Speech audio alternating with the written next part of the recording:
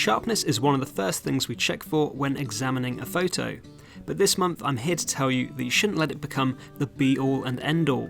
Of course, a slight amount of camera shake can be frustrating if you're trying to get a perfectly pin-sharp picture, but intentionally injecting a little motion blur with the right vision can give you a dramatic boost that's much more effective at grabbing the viewer's eye than a static, perfectly sharp picture.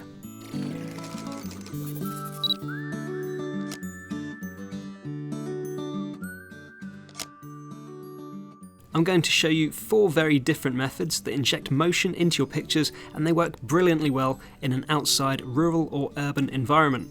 For our panning technique, a sidewalk next to a busy road in an urban setting works well, as it will give you a steady stream of cars and cyclists to practice your panning on.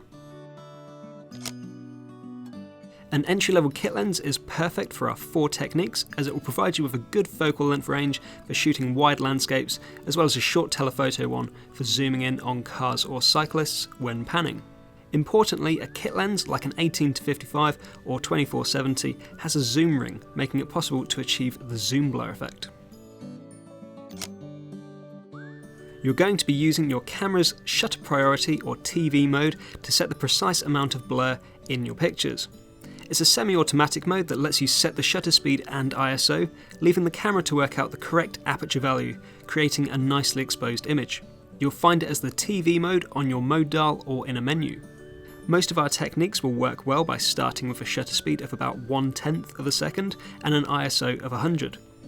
You can fine-tune the settings after you've taken a test shot, so you can tweak the amount of blur to your liking. We'll also go into the Canon quick menu and set the autofocus to AI servo so that the focusing is continually readjusted. This is useful for tracking your subjects when you're panning.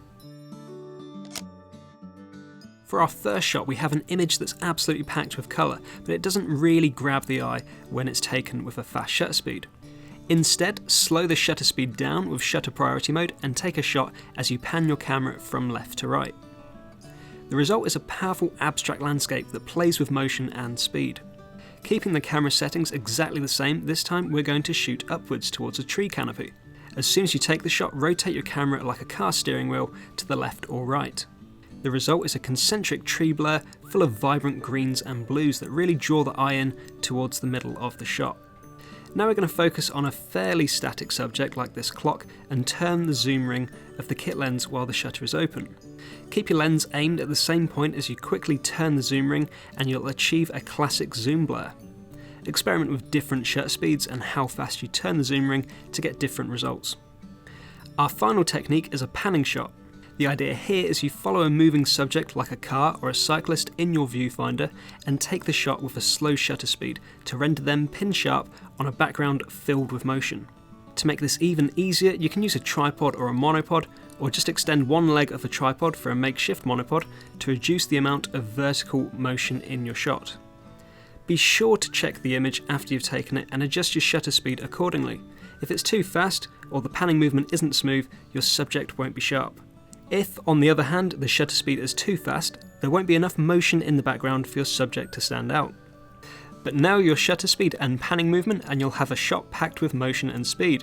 So try out one of these techniques to get creative with your shutter speeds.